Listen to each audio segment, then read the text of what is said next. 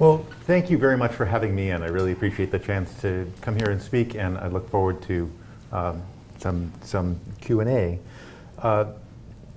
So I wanted to talk today a little bit about some news from MacArthur and Lever for Change, about our new organization, Lever for Change, some background and what we learned in the 100 and Change program. And I'm wondering, how many people heard of 100 and Change when it came through? And did anyone apply? Okay, well, I'd love to hear about your experience on that. I'm sure you've got good questions. Did anyone serve as a judge?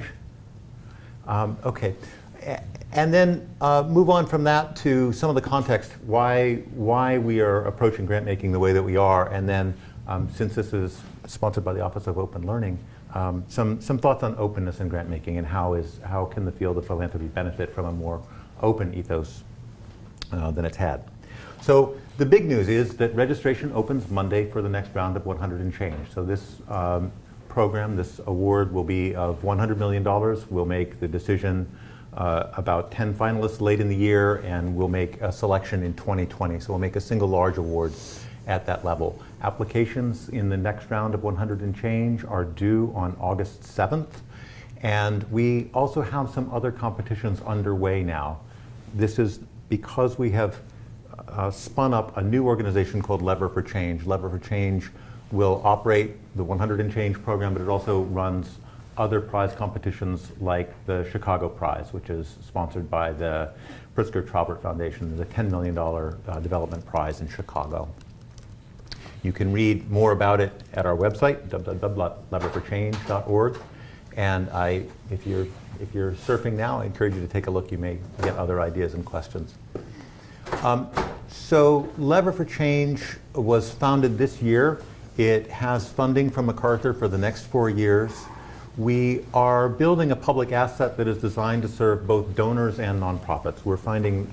We found that donors have a great deal of interest in the materials that are uncovered through prize competitions and are seeking to make larger awards to better projects. And we think that we have data and knowledge and information that can help them do that. We also found that many of the global challenges facing the world needed more funding than was typically available from foundation programs as they are now, and that people were looking to evolve plans and projects over time, sometimes by participating in prize and challenge competitions. So we ran 100 and Change as an experiment. It was a new thing for MacArthur. We weren't sure exactly what was going to happen. In fact, when we first made the announcement, all of us were a little concerned about would anyone respond. We didn't know. We had scoped the problem in a way that we thought was likely to be discouraging to a lot of people, and instead we ended up with 1,900 applications, and that was filtered down through a series of processes that took us to 800 qualified applicants, down to 8 semifinalists, 4 finalists, and 1 main award. And our original charge had been find a single $100 million award, but what we ended up presenting to the MacArthur Foundation board resulted in 4 grants totaling $145 million rather than a single award of $100 million. What happened subsequently is maybe even more interesting. It turned out that there was a lot of other interested money looking to support similar projects. So far, and you can maybe argue to what extent you want to attribute other funding decisions to this process, $254 million has come from other sources into mostly the leading applicants for 100 and Change. So we started with $100 million from MacArthur, and then that leveraged up a total of about $400 million, and we now have additional money committed from other donors for future competitions. It's now closing in on $500 million in total. The applications that we got were surprising to us in that they illuminated every global problem you can imagine is represented there in some way, every sustainable development goal, more than 50 countries. We found that nearly half of the best proposals that we got came from universities. And this was a little bit of a surprise because we had been pretty emphatic in our program design about what we were going to fund and what we weren't going to fund. And one of the things that we said we didn't want to fund was any kind of speculative or curiosity-driven research. We were looking for projects that had been proven at some level already and were ready to be replicated in other places or scaled in other ways. And we wanted to make sure that the risk that we took on this grant was related purely to scaling, which is scary enough as it is, right? There's a lot that can go wrong when you're transferring from one cultural context to another, or you're trying to build something bigger from something small. So even with all the discouragement around that, we ended up with a lot of proposals from universities. And so part of the reason why I'm here is to kind of drum up interest in teams of people who may want to apply in the next round. So I want to step back for a minute from 100 and Change and Lever for Change and talk about the broader context of philanthropy and why we've taken this approach and why we think it'll work and what kinds of things we've found as we've proceeded in this somewhat experimental design build approach to philanthropy. So the first factor is concentration of wealth. There's a lot of philanthropic money that's now sitting on the sidelines. And you can pull out whatever Harper's Index facts you want. One that I don't have on the slide is that for every family that gives away $1 million, there are 500 that could. There are 190 people who have taken the Giving Pledge. Their average age is 68. They're paying out about 1.2% a year. If they want to keep their pledge commitment, they should be paying out about 11. If you're dealing with sums of that size, you can't do it one $25,000 grant to a local theater company at a time. So we're starting to see a trend towards much larger awards. And that's one way that money, we think, is going to move off the sidelines. It also turns out that that money is stuck because there's some challenges for the donors. How do you know that you're finding the right thing? How do you know that you're funding the right thing?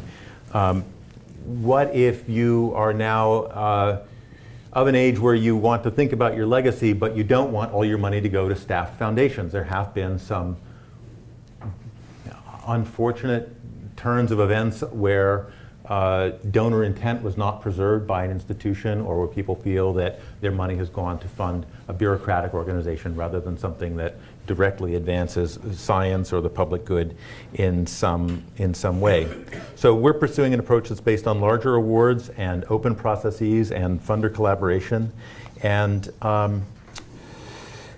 that rests on openness. So you'll see in the handout that I gave a nice article by Bradford Smith, who chairs an organization called Candid now, but it was formerly known as a foundation center. And I think of it as like the Bloomberg of philanthropy. They have data on millions of grants, and they now have data on some thousands of applications, which I'll talk about in a minute. But this is someone who's been in the field of philanthropy for many years. He has deep insight into it, and he calls it out as dysfunctional in a couple of ways. One is the burden on applicants. There's a huge burden that's put on everybody who applies to a foundation. And the second is that most foundations today are closed to unsolicited proposals. So how is it possible to really carry out the public responsibility that foundations have? We get tax advantages, and that means that we owe the public something. But it's hard to carry that out if you're deliberately closing your ears to possibility. So Brad asks, what if nonprofit proposals could come from a wider pool of candidates and be easily screened, mined for ideas, linked to related information, and shared with the world? So that's what we're trying to find out in some of the projects that we are doing. One of the main ones is called the Solutions Bank. This is based at the Foundation Center. We took all the proposals that we collected and we gave them to the Foundation Center, which recategorized them, linked them to other data that they had, like who funded this organization, and made them searchable in a way that other people have found of interest, either in their grant making or in looking to do a landscape analysis about the field where they are working. And we also have passed our grant data on to other organizations that were well positioned to re-rank what we got. So we did a project with the Center for High Impact Philanthropy at the University of Pennsylvania. They looked at the proposals that we had received. They looked at the top 200 of them, and they threw teams of graduate students at them, and the result was a re-ranking of what we had received. Because one of the things that I think is hard to convey is that what's good for us as a donor may not be good for somebody else. There may be some other set of criteria or some other standard or some other way of judging things. Very often the best ideas are not universally apparent to everyone around a table, and if you have a champion, or if you have somebody with a different kind of insight, you can surface quality. And so that's why we wanted to share the data that we got. We did a similar project with Charity Navigator, which ranks charities but not universities, but they looked at our top 200 proposals and they said, hey, 40 of your top 200 proposals are also 4-star charities. Let us contact a few 100,000 of our best friends and see if people want to make donations to those charities. And they did. That moved a few $1 million in small donations to about 40 organizations.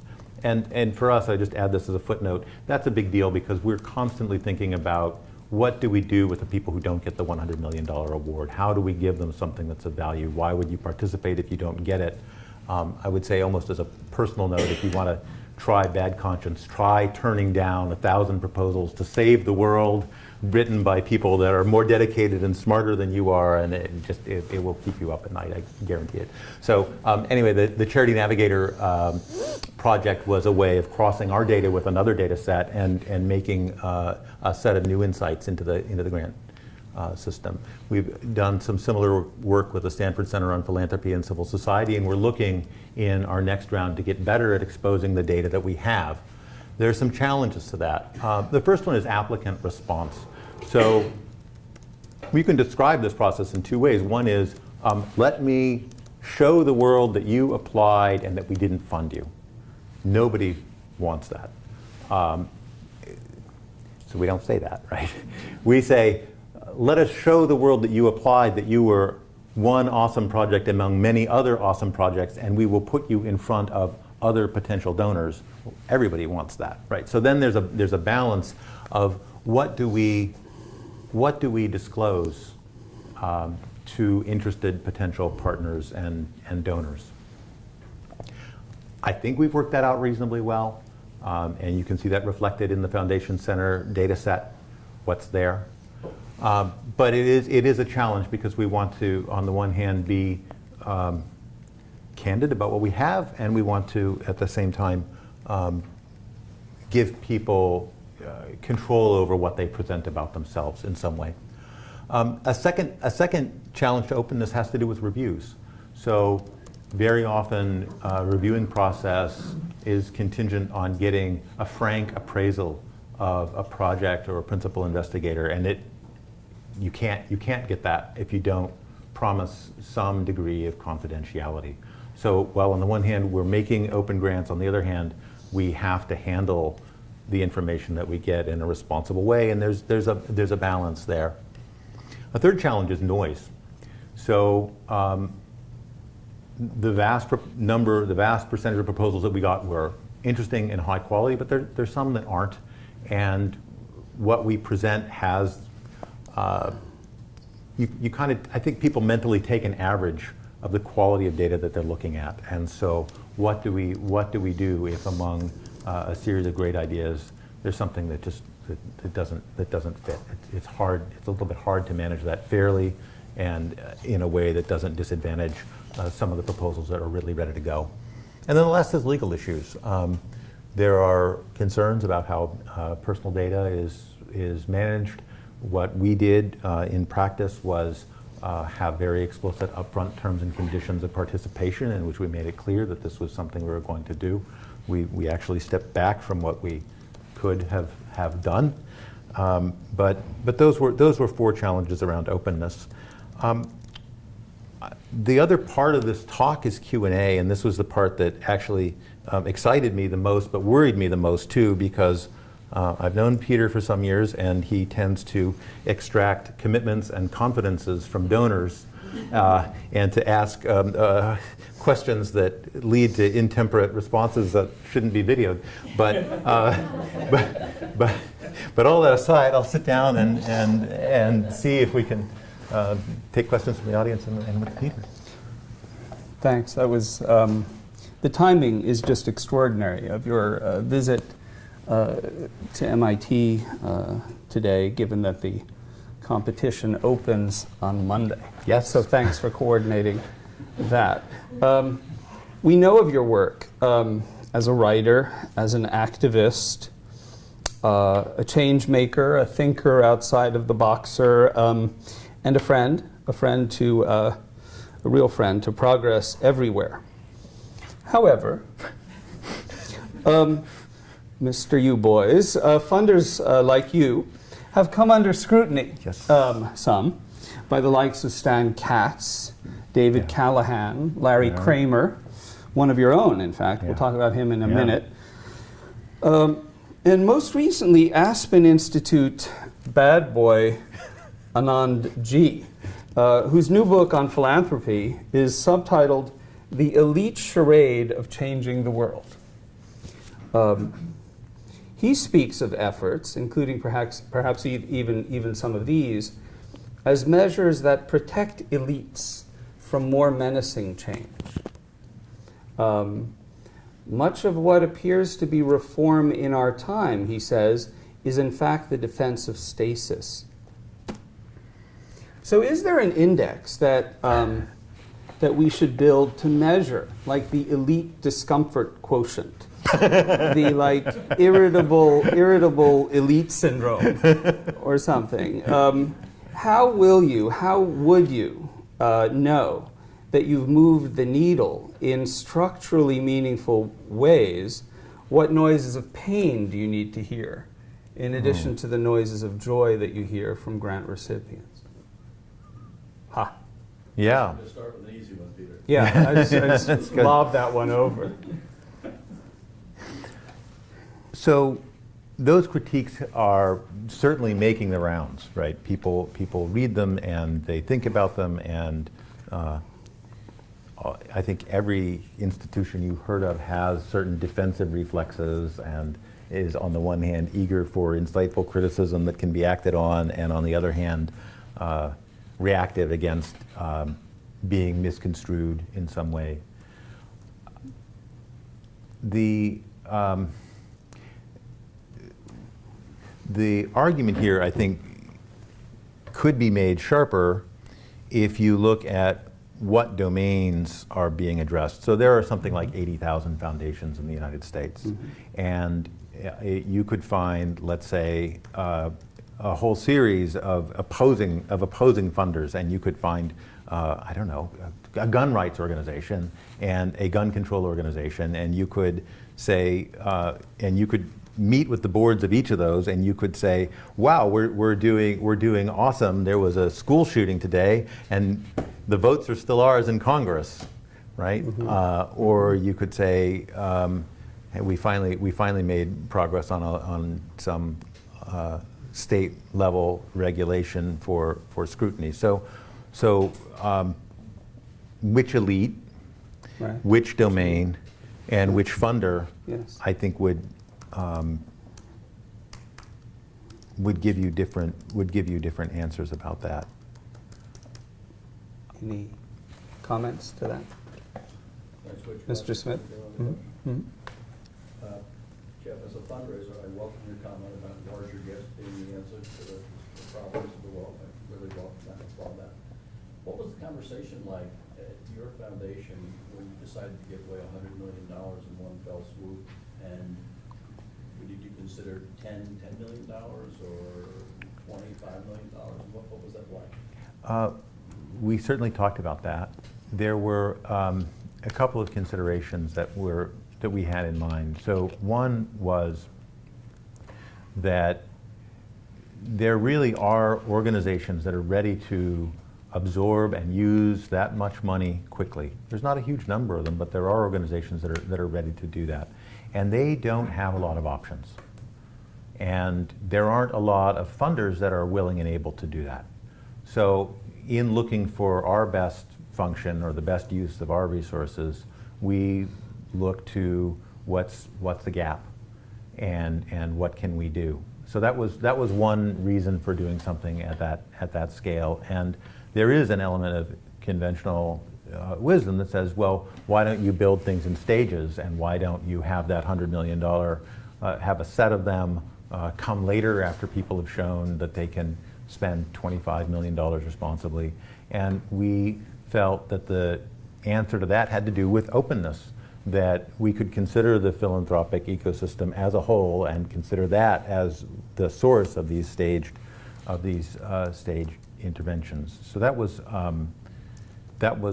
one reason why we didn't go with either smaller awards or portfolio. A second thing was that there are, I think, some broad trends in philanthropy, and you see these pendulum swings. And lately, or maybe over the last decade, there's been a trend towards what's been called strategic philanthropy, and it says if you're spending money as a funder, you should know the result of every dollar. You should know the result of every dollar in advance, and it has been a way of filtering out some grant making that sometimes wasn't all that great, but it also excludes sometimes some of the best forms of grant making where you're doing something that's multifaceted and exploratory and the results can't be known in advance. And we found after a process of rationalization that most of the projects that we had, most of the programs that we had going were things that MacArthur's board and staff and close advisors had designed. And so we wanted to have a space where we could really listen to people and possibilities outside our walls, respond to things, and we also lastly wanted to have something that was time limited. So a lot of our work is based on what's called an enduring commitment in our parlance, and those are things that we know that as an institution we will always do and always support. But in addition to looking for something that was large scale and that was suggested from outside, we were looking for things that had a beginning, a middle, and an end, not just for us, but for also the groups we were trying to serve.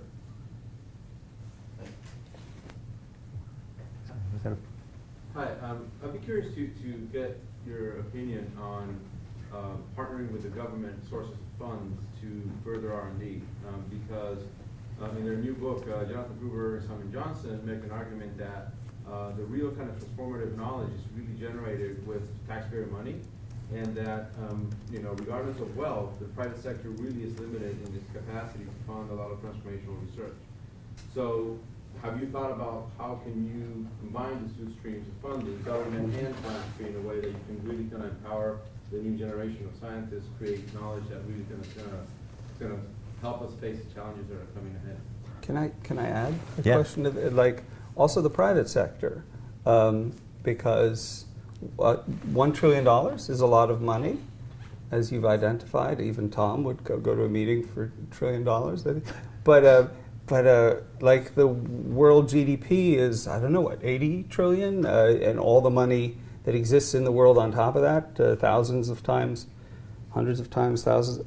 That's a lot of money that actually is set working against some of the goals that you've got. So how do you mobilize both the public sector and the private sector? Is that something that foundations need to think about now in this larger world? So it has been kind of a traditional thing in philanthropy that you think of, you make a series of grants, and then if a project is successful, it goes on to find other support. And that can either be market support, like Peter's talking about, or it can be government support. There are some areas and topics and domains where that's much more common. I think global development is an example where the pathway up and out of relatively small grants from, or even relatively large by the standards of institutional philanthropy grants, eventually end up in development agencies. That's been true in science too. And you can see that sometimes in the shape of grant-making programs. So a modest-sized foundation can fund fellows. You can endow a chair, you can fund an individual, you can help a researcher through a single project, and there's things to be done at that level. And sometimes there's field building, right? You can decide, well, we need to advance a line of thinking in a field, or change the demographics in a field, or build a local institution in the field. But often funders, I would say, operate quite independently of each other, but with a fair amount of awareness of what the others are doing. So that path from, or that connection between private funding and government funding isn't entirely formal. Sometimes it's assisted because of the way funding agencies recruit. So you get a temporary appointment at DARPA or NSF, and you can go back into the field. I'm not sure if I'm completely answering your question, but I would say there's one other effort that's worth mentioning, which is something called the Science Philanthropy Alliance, which is an effort which I think is really ambitious and really great. And if you're not following the Science Philanthropy Alliance, they're worth looking up. That started as mostly institutional funders that you would have heard of, who were alarmed about trends in government support, particularly for basic science, and who have opted to do something about it. They have been successful in getting participation from other less institutional funders as well. I don't know that they will ever match the scale of government funding, but that's philanthropy's best response if you think of philanthropy as a field and a single response coming from a field. Have we lost control of the internet, like we've lost control of television and radio? Well, we were just talking about how many about the IP address space that you've got here as number, every 18 dot everything. Was the internet? I don't know if the internet was supposed to be controlled, right? I mean, part of the promise was, 3 TV stations or 6 commercial media companies weren't enough and weren't serving the public, and what we needed was a broad diversity of viewpoints, and we needed to be able to respond to what had been published so that we could converge on some kind of truth. So if your question is, are we facing a lot of unanticipated consequences of internet technology? Yes, that's my question. Oh, the answer is easy, yes. Yes. Is that for institutional philanthropy, there is a payout requirement from the Internal Revenue Service. So if you are a foundation, you're expected to average a 5% payout on your endowment. So if you're a $1 billion foundation, you should be making roughly $50 million a year in grants. That's not true for a family office. That's not true for some of the new philanthropic vehicles. Like, there are people who are making LLCs that are supposed to have a philanthropic purpose. The Chan Zuckerberg Foundation is a $50 billion organization. It's not a traditional foundation in the way that it's structured for tax purposes. Do you think there should be regulations for those kinds of situations? Cameras Well, on. there are, and the camera's on. I mean, the debate, I think an interesting debate in winners take all, and in that kind of, if you're going to just combine all of the recent modern criticism of philanthropy, one of the things has to do with tax policy and tax payout, and things like donor-advised funds, which are also giving people a deduction now, but not typically paying out at the same rate. I want to just follow up on donor-advised funds. Do you have any idea Uh-oh. how big they are? And isn't there a problem that a lot of people set them up because they hate taxes? And then they really realize they don't know who the hell to give the money to. Yeah. Yes and yes and yes. I think the total is on the order of about $95 billion. Okay. And it's growing really fast. Like, the amount of money going into donor-advised funds is going up somewhere between 10 and 20% a year. I don't know the exact number, but it's going up very fast. And there is a lot of effort, I think, in the world of wealth advisors to get better at suggesting where that money that's parked in the donor-advised funds now should go. Right? So that's another reason why we're interested in building essentially a catalog of opportunities for funders.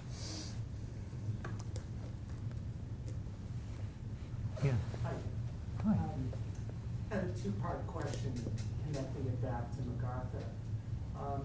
One, the breadth of proposals on the first round was striking. Yeah. It was really amazing. But given that MacArthur talks a lot about enduring commitments, I'm wondering if there's any discussion around perhaps going forward, limiting the subject matter to a particular theme or set of themes as opposed to keeping it wide open. That's one question. And the second is just whether there's been discussion around, if you will, donor intent. What would Mr. and Mrs. MacArthur have thought about $100 million and change? Let's see. I don't think for 100 and change, the idea of limiting things by topic is going to be on. It's a way for the foundation to get and keep a peripheral vision about what's going on.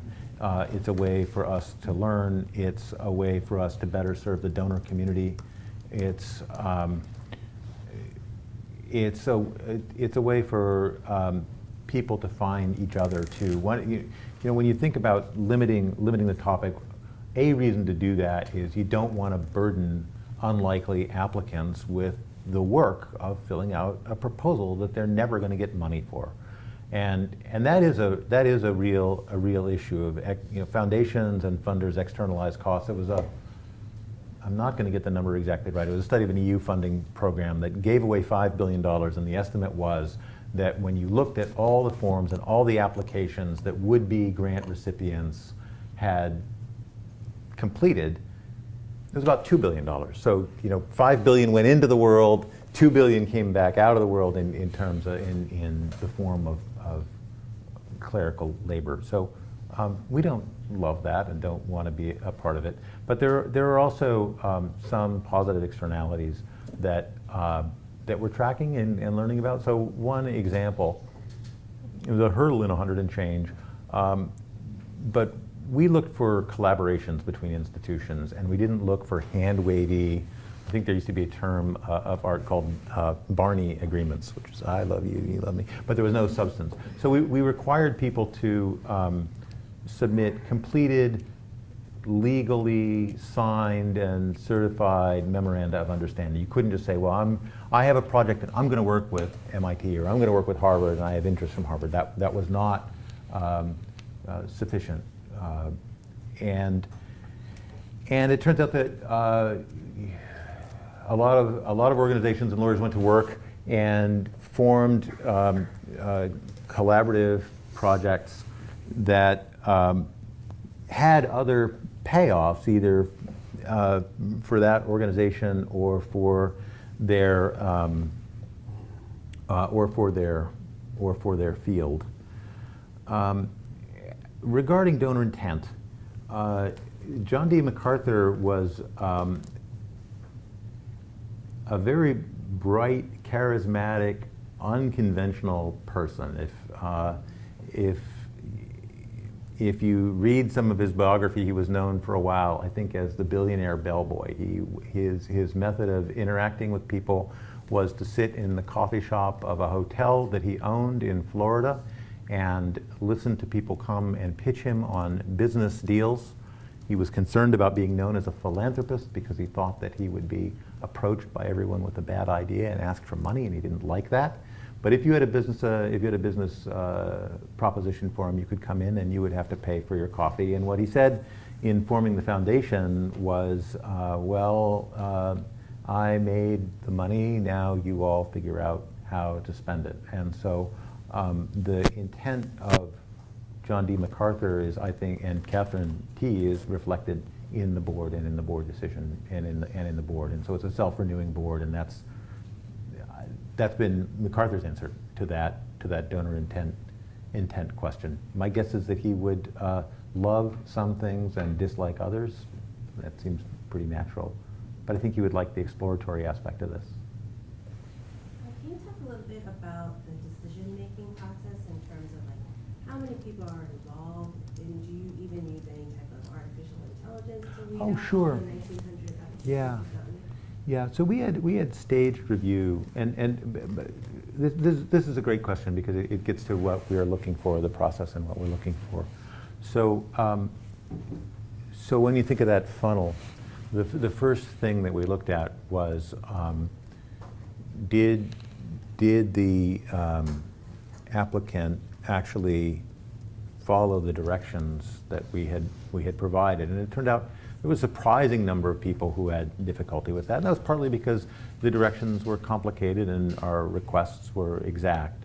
But that filtered out a lot of the applications that we got, and that's a pretty bright line thing. There's a little tension there between treat everyone the same and find the awesome stuff, right? Because there are always going to be edge cases where you think, gosh, this is an awesome thing, but it absolutely failed to provide the financial statements that we required. Well, I mean, that's painful, and we've done some work in this next round to help eliminate those kinds of errors.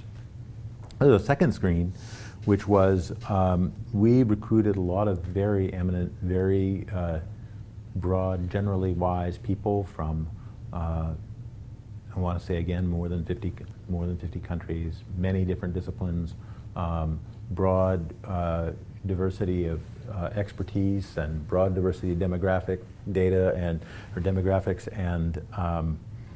and we asked all of them to review 10 proposals and to score things using a rubric that we provided about whether the project was meaningful and whether it was feasible. Could you do it? Would you bet on the group? Was it verifiable? Could you tell whether you were making progress on it, and in a sense, testability, and durable? Would it make a difference over the long term?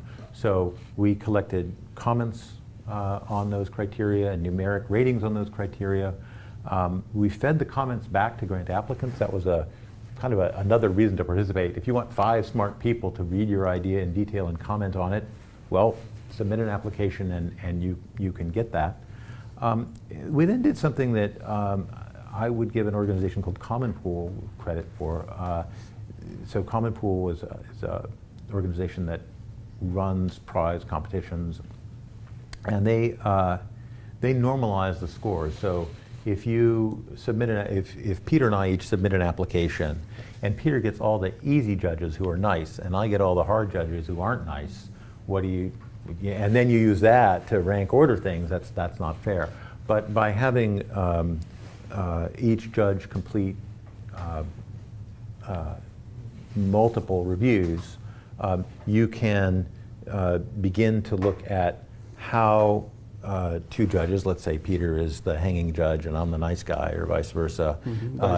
You'll see by comparing the reviews done by others of the same project, you can begin to get a sense of how tough and how critical that judge is. So after collecting these reviews and collecting the numeric rankings, we normalize the scores to account for how harsh or how generous the judges were. We then took the highly ranked proposals and went out and got additional reviews, sometimes by foundation staff. So one lens is from an investment perspective. So we had our investment committee and investment team and impact investing team look at things. Sometimes from a programmatic perspective, like we have a thing on climate, we have a climate program, we have people who have good judgment about climate ideas, so we pass proposals internally. But then we also got expert external reviews of these proposals. And all of that went into the board decision-making process. And I would say the board spent a great deal of time and effort looking at what we had received. We're adding another stage in this next round, which is the term is not exact, but it's peer-to-peer review. So it turns out that very often, if you want to know, I think there's an article you can Google for, and now I'm not going to be able to cite it exactly. It was a look at what stage acts do well. And you can ask producers about which ones are going to do well, and they have some sense of it. But if you want to really make predictions about what's going to do well, ask the other performers. They often have a sense of what's the edge of what's possible. So we're having each applicant reviewed by others in the field. There's one other thing that we tried to design for, and there's a tension around what level of expertise do you have, do you expect of the judges? Because there's a lot of wisdom in the field of grant management to suggest that if you ask another expert in the field, you may get more insight, but you may, if you only have expert reviewers, tend to get comments that drag you back towards the consensus view of things. That you won't ever get something that is terribly what was the term you were using? The discomfort. You won't cause discomfort in the field if you fund purely consensus things. So that was why we didn't go and haven't gone with the only expert review. We're trying to get beyond the consensus part. So you have to combine the expert and the generalist review for that. Sorry, it's a little bit long, but it's an interesting. I find that an interesting thing, and we're always looking for process changes. So, yeah. Can you tell us about what was selected last year and why it stood out from the other finalists, and what inspired you about that project? Yes. So the main award was made to the International Rescue Committee and Sesame Workshop. And I think there were several things about that stood out. One was the scale of the problem and the urgency of the problem and the prospect of losing a generation of kids to the problem. A second thing was really to your point, to the gentleman who asked about government funding, there was a sense that government was not stepping up. I mean, this really is properly. I mean, I think very much in the way that you were talking about science. This is a problem that is bigger than philanthropy by itself is going to address. Jeff, would you just state the name of the project again? This was the International Rescue Committee and Sesame Workshop. It's a project called Sesame Seeds, and so this is refugee education and early childhood development. So the third thing had to do with the nature of international aid, and if you look at how much money, and it's not enough, goes into refugee services. Now I'm going to have to refer you to the write-up for the exact dollar figure. I think it's less than. It's only where 3% goes into education, and less than that goes into early childhood education. So there's an effort to cause early childhood development to become more of a priority than it is across the whole funding ecosystem. We funded three other things. We funded a project called Harvest Plus, which does biofortification. It's well known, well proven. We funded a project from Catholic Relief Services, which is looking at the world of deinstitutionalizing orphanages. That's a legal trend that's going on around the world. And we funded a project at Rice University, which is focused on saving lives at birth and what kind of medical equipment works in low resource environments. And that one was all of these, by the way, have gotten funding from other sources and have gotten funding that preceded 100 and change. The Rice University project recently, it received $15 million. So the Sesame Seeds got 100, and the other three got $15 million each. But all of them have gone on to raise additional funds. Could you talk a little bit more about the peripheral vision aspect of it? What were the unexpected things that So there were some things that reflected, I would say, a new approach to a problem, a new way of thinking about it. So, for example, we received something that did quite well, looking at how might you preserve biodiversity in the worst circumstances, and could you begin to collect and preserve DNA the way seeds are preserved. That was something that some of the outside judges liked very much. I liked that one very much. We saw some problems come to the surface. I mean, in some way, you know, to your point about remaining athematic, in a way, if you say, well, we're going to cast a wide net, it means that a lot of the time you're not going to be very deep in that issue, right? You're going to get things from outside your field, which was kind of the point. But I think, found some projects. One that was a runner-up was called the Himalayan Cataract Project, a very simple intervention. There are a number of organizations that are doing this cataract surgery. It's extremely cheap to do. There are 20 million people who are blind. It's a very winnable global public health issue where it just needs money. It's $70 for an operation to cure someone of blindness, and the follow-on effects of that are tremendous, not only for the individual involved, but for the family. Just a side note on this one, because this was one that I followed a little bit closely.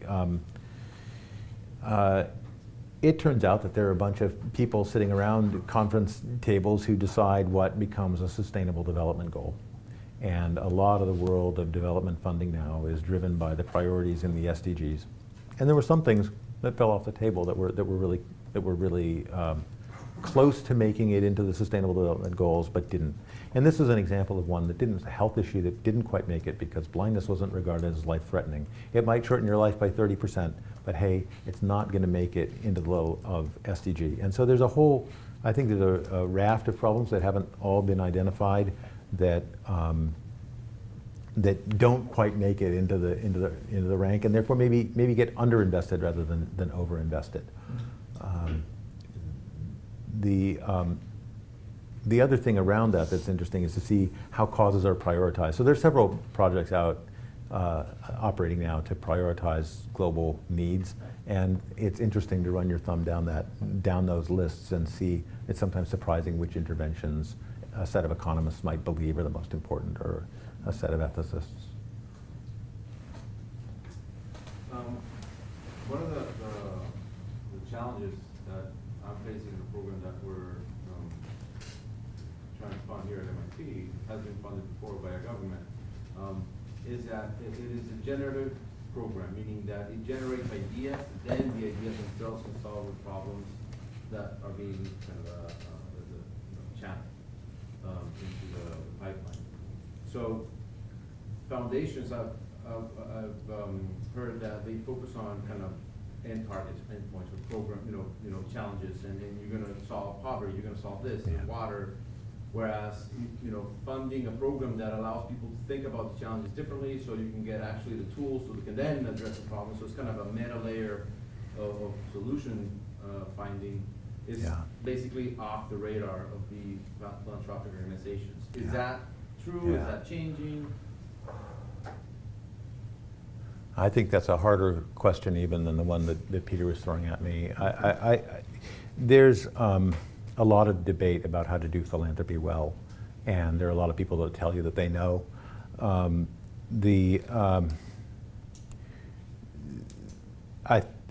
I mentioned strategic philanthropy a little while ago, and I think that has been a force for you better be predictable, you better have measurable results. You shouldn't, don't go looking for black swans, right? And yet, so often it's not the intentionally developed thing that turns out to make a difference.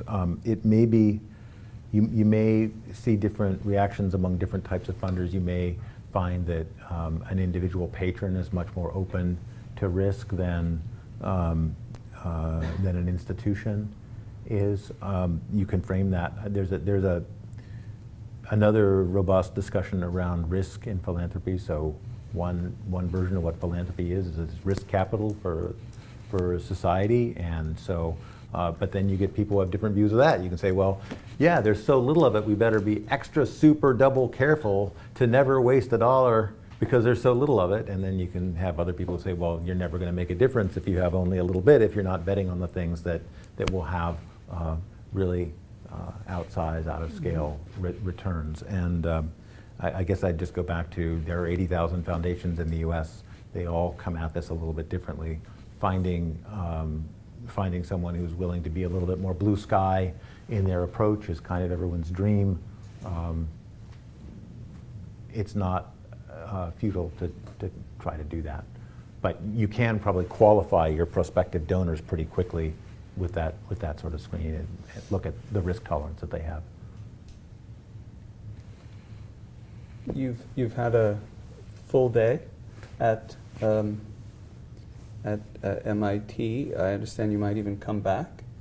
In the meantime, like, what is it that this institution, this engine, this dynamo, this guild can do to help advance any of the work that you and MacArthur have got going? So, I mean, specifically for what we're doing with Lever for Change, we're looking for good projects. We're looking for good judges. We're looking for good donor partners. We're looking for insight into which world problems are important. We're looking for people that can take a large quantity of data and extract some lessons from it. And so that's all kind of immediate or tactical or short term, but I would say that at the day on campus, it's ridiculous to generalize about that, but I envy you all, your colleagues, and your time in this community. It seems to be a large number of people who are committed to making sure that we have a good world in 2050. Not assured that we will, but if we do, it's partly going to be due to people here taking their work seriously. That might be a nice note to end on. Thank you. Thank you so Thank much. you. Jeff. Thank you. I also just wanted to formally thank Knowledge Futures Group that helped host this Oh, yeah. event, and just wanted to Yes. thank them for their contribution. Anyway, thank you all. Yes, thank you.